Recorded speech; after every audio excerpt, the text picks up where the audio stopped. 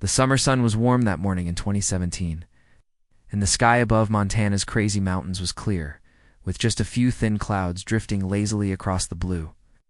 Emily Carter, a 32-year-old woman from Bozeman, stood at the edge of a gravel parking lot near the start of a narrow hiking trail. She had always loved the mountains. Growing up in Montana, hiking had been part of her life since she was a little girl. Friends described her as adventurous but careful, someone who loved nature but respected it. That morning, Emily had decided to take a solo hike. It wasn't unusual for her to hike alone, especially when she wanted peace and quiet. She had a small backpack, a bottle of water, a snack, her phone, and a light jacket tied around her waist. She told her sister Sarah that she was heading into the mountains for just a few hours.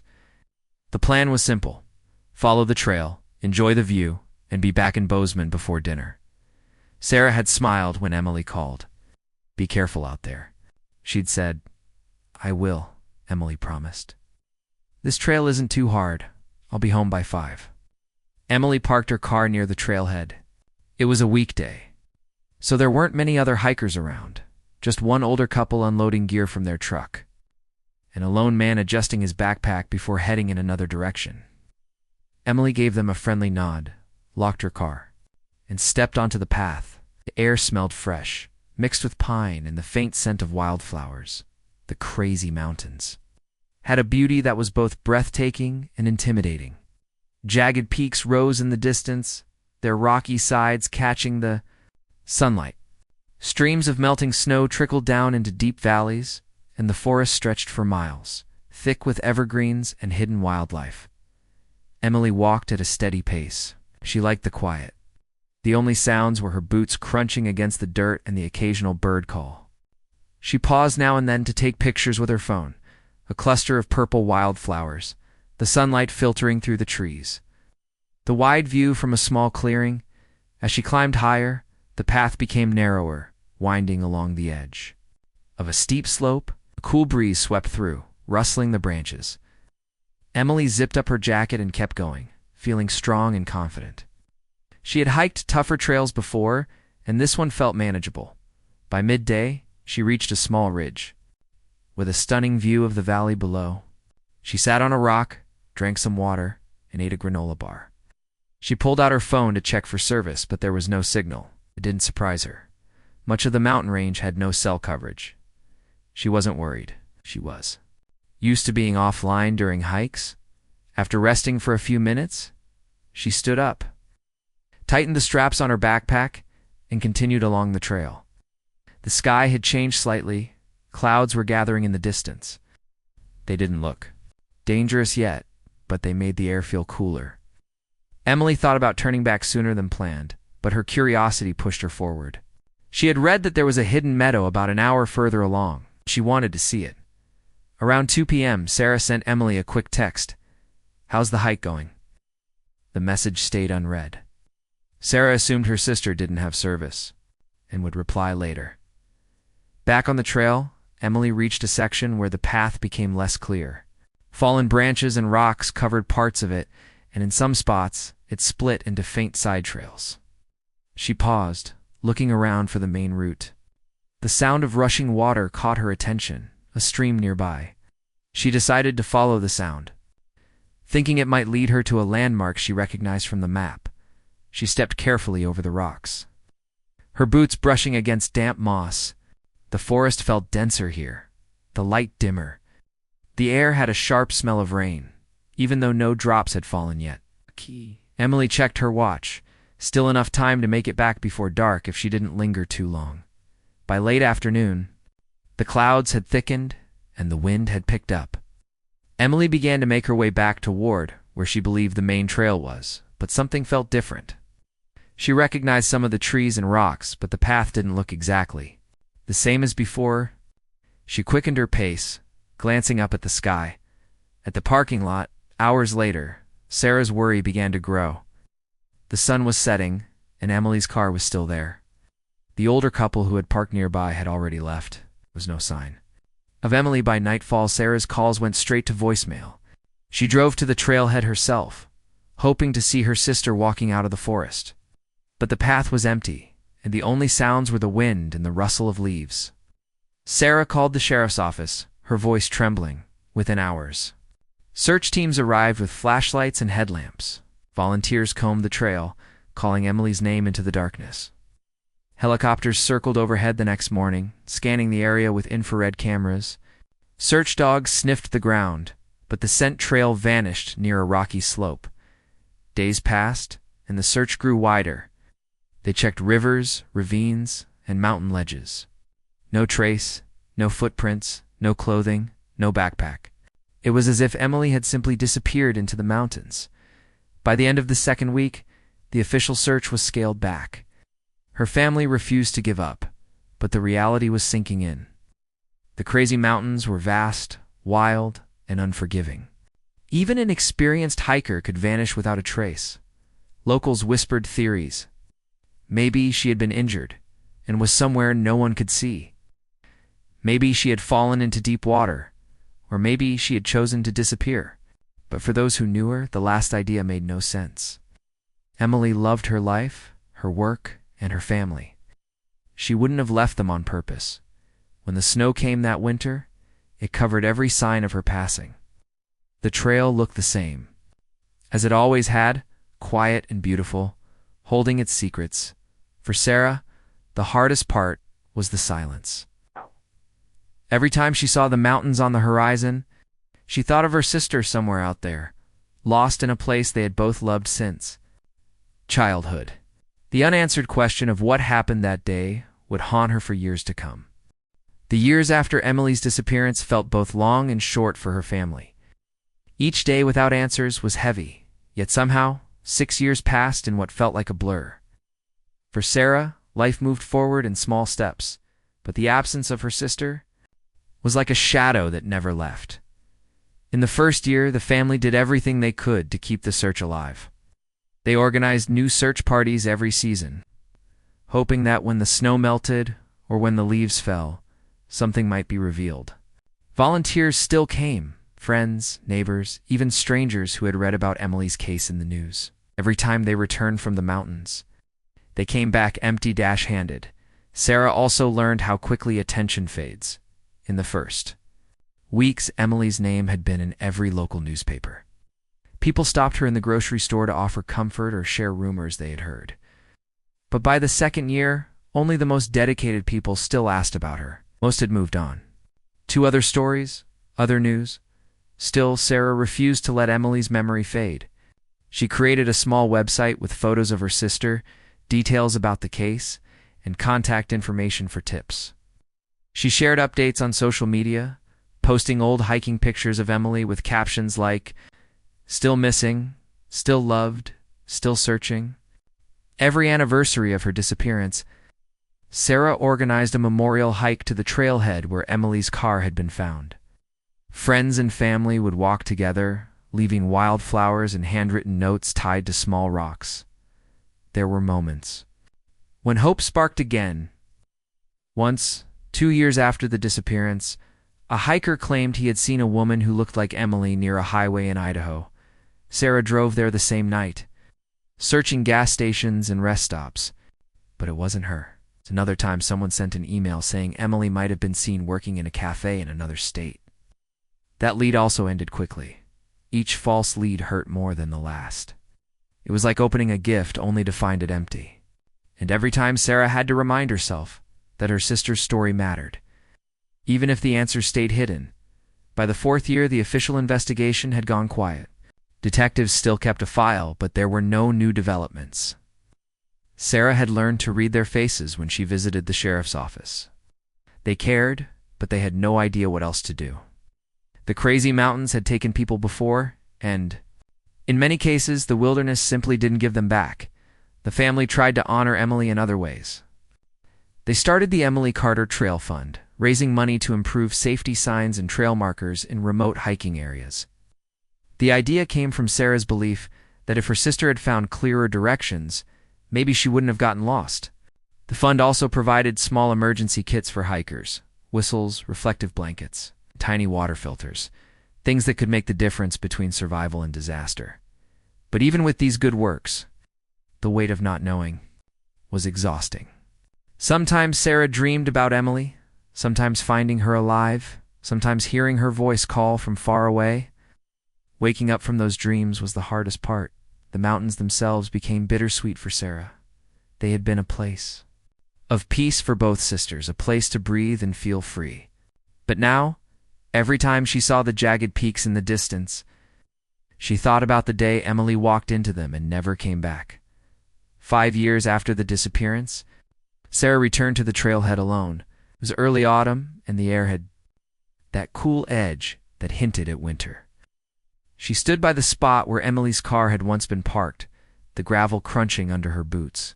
She closed her eyes and tried to imagine her sister here, tying her jacket around her waist, adjusting her backpack, smiling before heading off down the trail. She walked a short way into the woods. The sound of the wind in the trees around her, the trail looked the same, but to Sarah, it felt different. She thought about how many people had walked here searching. How many times? Someone might have been just a few hundred feet away from finding her sister. The 6th year brought fewer new leads, but more quiet determination. Sarah had stopped expecting sudden miracles. Instead, she focused on keeping Emily's story alive in any way she could. She spoke at outdoor safety events, telling her sister's story to hikers and young adventure groups. She wanted people to understand that experience alone wasn't enough. Nature was beautiful, but it demanded respect and preparation. Sometimes, when Sarah spoke, she could see people's faces change as they listened. They realized that Emily could have been anyone's sister, daughter, or friend. And maybe that was what kept Sarah going, the idea that Emily's story might protect someone else. But even with that purpose, there were nights when the questions crept in. What happened after Emily left the trail? Had she been hurt and unable to call for help? Had she found shelter somewhere? Had she been scared? Sarah hated imagining those moments, but her mind often went there. Then there was the strange quiet of winter in Montana. Snow covered the trails, the valleys, the cabins hidden deep in the woods. Everything seemed frozen in time. Sarah sometimes wondered if the mountains themselves were keeping a secret, a truth buried under snow, hidden in some forgotten place no one had reached. Friends tried to comfort her, saying maybe one day the right hiker, hunter, or ranger would stumble upon something.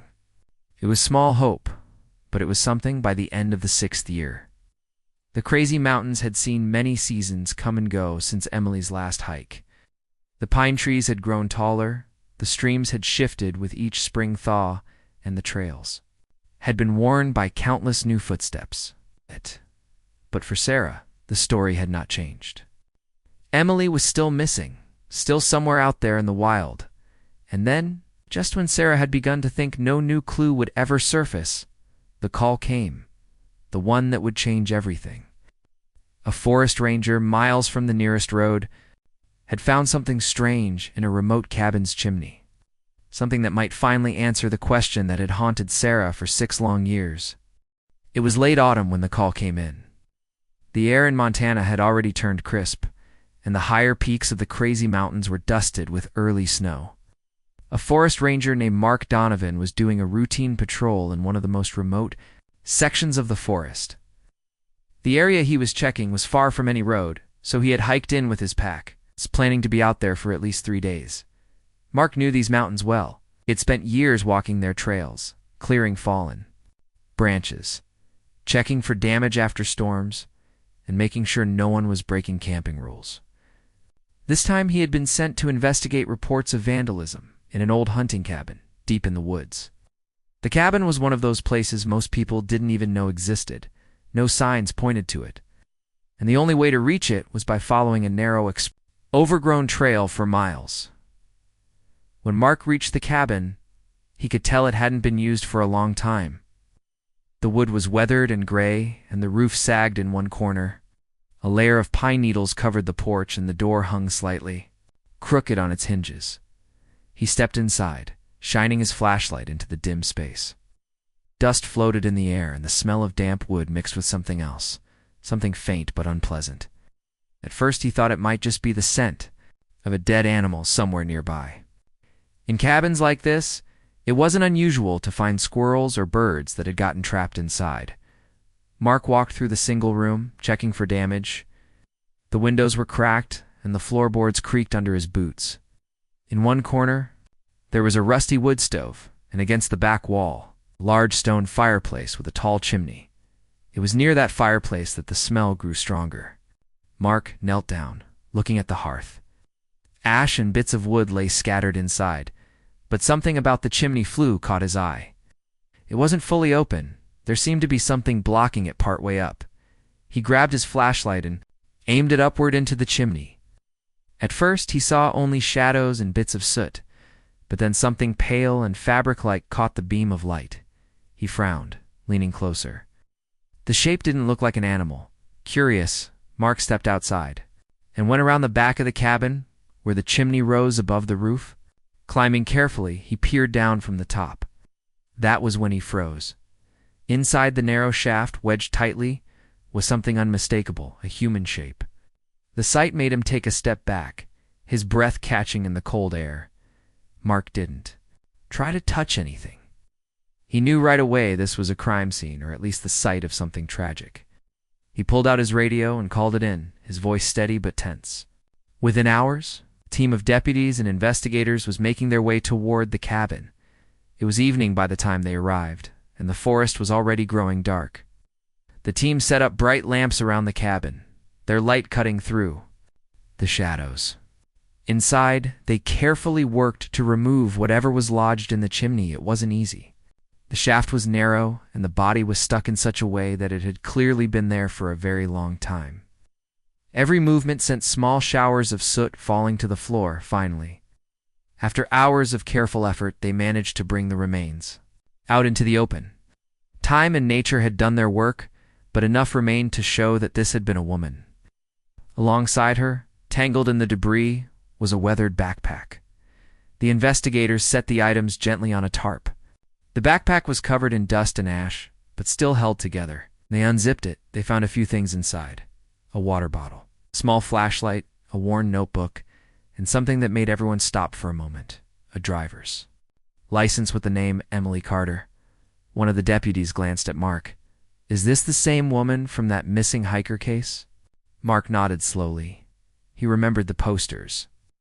He remembered seeing her smiling face in the news years ago. He remembered the story of how she had vanished without a trace. The notebook was carefully opened. Inside, the writing was faded in some places, but most of it could still be read. The last entry was dated the same day Emily had disappeared in 2017.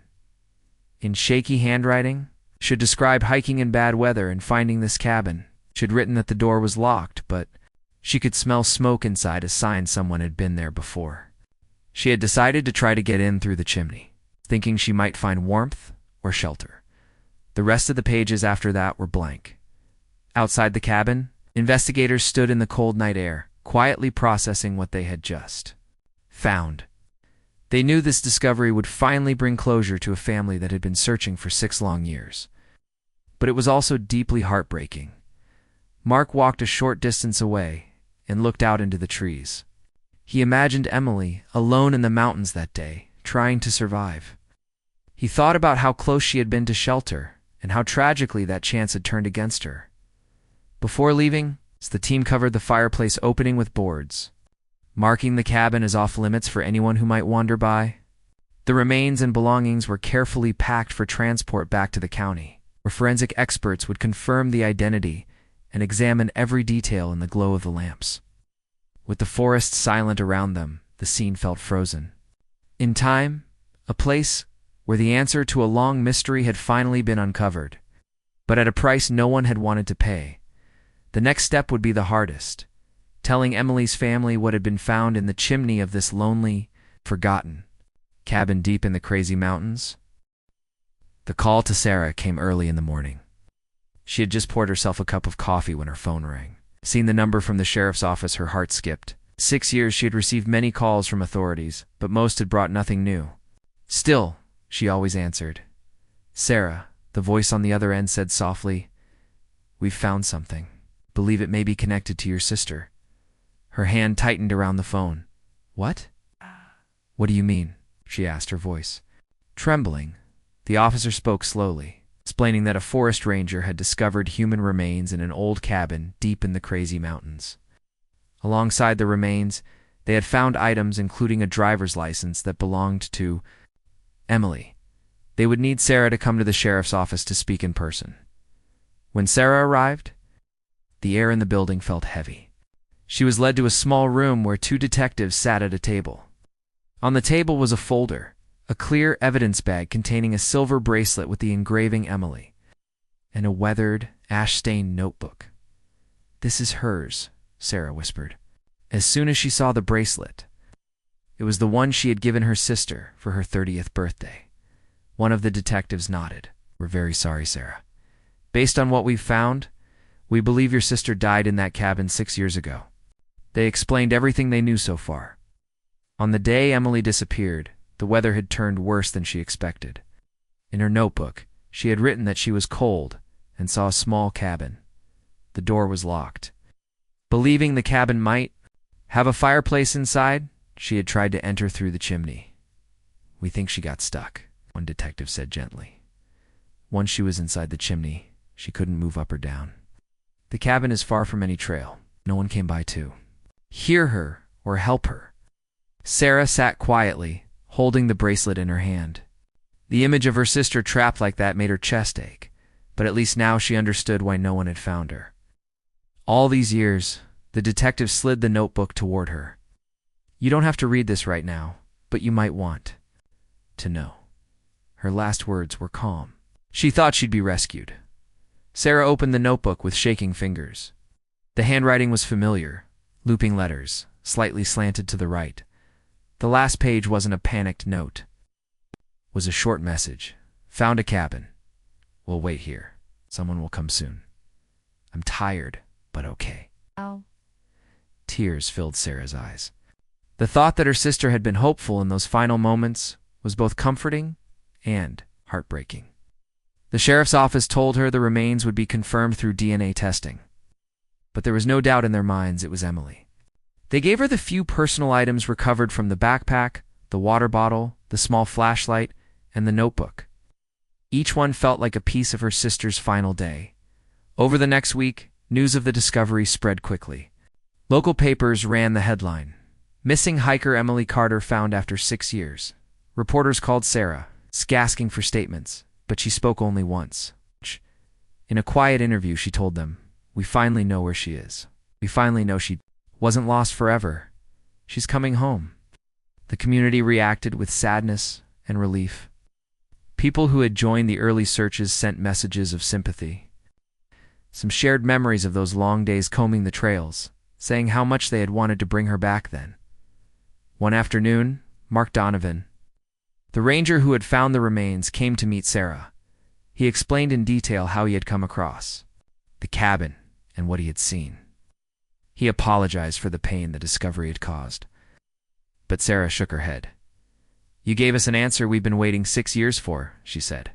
"That's a gift, even if it hurts." In private moments, Sarah allowed herself to imagine the scene. Emily arriving at the locked cabin, the wind picking up, the air cold. She imagined her sister making the decision to climb into the chimney, thinking it would lead to warmth and safety. She imagined her writing in her notebook, still believing rescue was possible. It was a hard image to carry, but it was also the truth she had needed. The family planned a small memorial service. They decided to hold it at the base of the crazy mountains, where Emily had begun her last hike. Friends, relatives, and some of the original search volunteers attended. They shared stories of Emily's kindness, her love for the outdoors, her adventurous spirit. Sarah read a short piece from Emily's journal, not the last entry, but one from years before, about a spring hike they had taken together. Emily had written, "The mountains don't take you, they keep you. They hold you in their quiet until someone comes to find you." Those words felt almost prophetic now. The investigators told Sarah they would close the missing persons case, but they would mark the location of the cabin in their records. The cabin itself would be sealed and left untouched, a place only accessible to rangers and researchers. Before the service ended, Sarah tied her sister's silver bracelet around a wildflower bouquet and placed it on a rock at the trailhead. She didn't want the story to end in sorrow alone. She wanted it to be a reminder, to prepare, to respect nature, and to remember those who go missing are never truly gone in the hearts of those who love them. That night, Sarah sat by her window, looking toward the dark silhouette of the crazy mountains in the distance. For the first time in years, she felt a strange kind of peace. The question that had haunted her was finally answered. And though the answer was painful, it was also a release. Emily was no longer somewhere unknown. She was found. She was home. Thought for 13 Sin the weeks after the discovery, the town moved in a careful rhythm between sadness and relief. People went about their days, opening shops, sending kids to school, walking dogs, but there was a softness in how they spoke. To one another, a quiet respect for the family that had finally received an answer. In grocery aisles and at gas pumps, neighbors stopped Sarah to offer a few kind words. No one tried to explain away the pain, simply stood with her in it, and that made a difference. The local paper ran a thoughtful story that focused not on mystery, but on memory. Who Emily was, what she loved, and how her kindness showed up in small ways. Former coworkers wrote notes about how she always brought extra snacks on group hikes in case someone forgot theirs.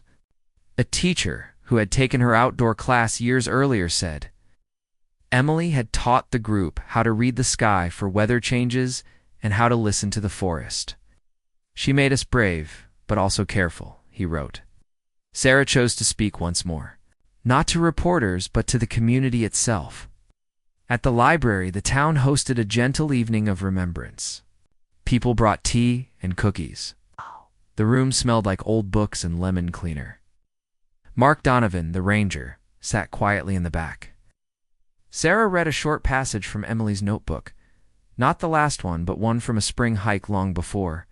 In that entry, Emily wrote about a meadow where wind brushed the grasses like a hand smoothing hair, and how the sound of water under stones could slow a racing mind. It wasn't dramatic, it was simply true. That night, after the lights were turned off and chairs were stacked, Sarah stayed a little longer with Mark. They talked about the cabin. Mark told her the Forest Service had sealed it and put a mark on their internal maps. It would not become a place for visitors. It would stay quiet as it had been. Sarah nodded. She wanted the mountains to keep some things to themselves. Every site had to be turned into a stop on a map. In the months that followed, the Emily Carter Trail Fund grew in ways Sarah hadn't expected. A local gear shop offered a discount to anyone who took a free 1-hour safety class at the community center. The fund bought bright, simple trail signs for a few confusing junctions that had caused trouble for hikers in the past. Volunteers, many of whom had joined earlier searches, came back to measure distances, trim brush along tricky turns, and record GPS coordinates for small hidden landmarks. They worked with care, talking softly as they moved along the paths Emily had once loved. The fund also began handing out Emily's light kits, small pouches with a whistle, a reflective blanket, a tiny flashlight, and a waterproof card listing basic steps for staying safe. Tell someone your plan. Carry layers, bring a map, turn back sooner than you think you need to. The card used simple words, the kind a worried mind could understand. On the back, there was space to write the day's route and expected return time. People tucked the kits into backpacks and glove compartments. Parents gave them to teenagers. Grandparents kept them by the front door. One early summer morning, a hiking club sent a message to the fund. A teenager had gotten turned around near a creek crossing. She used the whistle from the kit, sat down, and waited instead of walking deeper into the trees. A pair of hikers heard the sound and found her within an hour. She was tired and a little scared, but fine. When Sarah read that message, she cried in a quiet, grateful way. It meant that Emily's story was already helping someone else. Schools invited Sarah and a few volunteers to speak in short assemblies before spring break. They didn't show scary photos or tell heavy stories. They spoke about preparation as an act of love.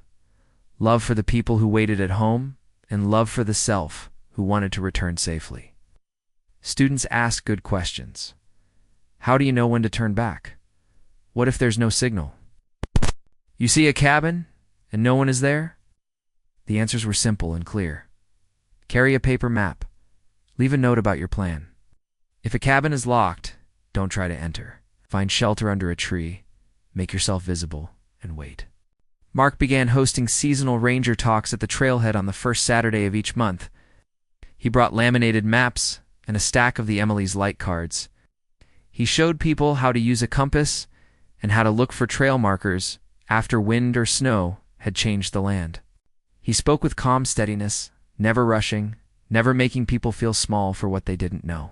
He would end each session the same way. You belong here. Let's help you come back safely. The town decided to place a small, simple sign near the base of the crazy mountains, not far from the spot where family and friends had once gathered and held candles. The sign wasn't a memorial in the usual sense. It was a welcome and a reminder. It read, "Walk with care. Tell someone your plan. The mountains will be here tomorrow." Below it, a small line in loving memory of Emily Carter. People often paused there to tie a ribbon, leave a wildflower, or simply touch the wood and take a breath before heading up the trail. Sarah learned to hold both gratitude and sadness at once. Some days she woke early and drove to a turnout where the view opened wide. She would sit in the car with a thermos of tea and watch lights slowly move across the peaks. On those mornings she felt closer to her sister, not in a loud, heavy way, but in a soft knowing. Other days she busied herself with calls, paperwork for the fund, or thank you notes for donations. The work was ordinary, the meaning was not. As the first year without the mystery came to a close, the community organized a quiet walk instead of a traditional ceremony. They met at dawn, without speeches or microphones. People of all ages started up the trail in twos and threes. Some carried little bells to clip to their backpacks, so their sound would carry gently through the trees. At a small clearing, everyone stopped and stood in silence for a full minute, listening. Wind through pine, a crow's cry, the steady hush of distant water. Then, as if by agreement, they turned and walked back. A few hugged at the trailhead, or simply smiled through tears and drove home. On the practical side, small changes began to ripple through nearby parks and forests. A simple trail register appeared at a few remote trailheads, a waterproof notebook and pencil in a metal box. Hikers could write their names and planned routes. It wasn't perfect, but it was one more way to leave a trace of intention. A local tech group volunteered to map blind spots for cell coverage, and they created a free printable map showing where a call might go through in an emergency. Outfitters added a turn-back time to their recommended routes, printed clearly on a card that clipped to a backpack strap. Sarah kept Emily's notebook on a shelf where she could see it from her table. She didn't open it often. It wasn't a relic to hold every day, but a touchstone to remind her of who Emily was when she was most herself, present, curious, and hopeful. On the hardest days, Sarah read one of the early entries where Emily wrote about the joy of finding a tiny, cold spring under a cottonwood and how the first sip felt like a promise. It helped. Sometimes people asked Sarah if she ever went back to the exact cabin site. She always answered gently, no. She did not say it with anger or fear. She simply felt the cabin had given all it could give. The forest would hold the rest. Instead, she chose other places that Emily had loved, a ridge where the sky felt wide, a bend in the trail where wild strawberries grew, a boulder shaped like a sleeping animal. She let those places be her places. Mark, too, carried the story, differently now. On his rounds, he moved more slowly through certain stands of trees. He noticed where a trail might confuse a tired hiker and placed a small cairn or tied a ribbon that matched the official markings. He was not trying to tame the mountains. He was simply making the intention of the path clearer. He trained new rangers to do the same, teaching them to see the land not just as lines on a map, but as a conversation between people and place. In late summer, the town named a small footbridge after Emily. It crossed a cheerful stream that ran fast in spring and sang quietly in late summer. Children liked to lean over and watch water bugs skate along the surface. Little plaque on the rail read, "For the one who loved the trail, and for all who wished to return." Families took photos there. Newlyweds stopped for a moment on their way to a picnic. Solo hikers rested and listened. The bridge felt like a good place to say hello, and a good place to say see you soon. When the first snow came again, Sarah stood at her window and watched flakes drift down. She remembered the winter after Emily vanished, when snow had seemed like a blank page that wouldn't reveal anything. This snow felt different. It was not a cover hiding a loss. It was a soft pause, a chance to rest. She made tea and wrote a note to the volunteers about next year's plans, more safety classes, a kids' map reading day, and a community work morning to clear a new section of trail where wind had knocked down trees. The work would continue, not out of duty alone, but because it felt like love. On the anniversary of the discovery, Sarah drove to the trailhead with a single wildflower bouquet tied with a thin silver ribbon. She placed it by the simple sign, touched the wood, and spoke softly, "Thank you for keeping her until we could find her." Then she walked a short way up the path, just far enough to hear the forest settle around her. She didn't need to go farther. She had learned that love is not measured in miles. As the day warmed, families arrived, hikers.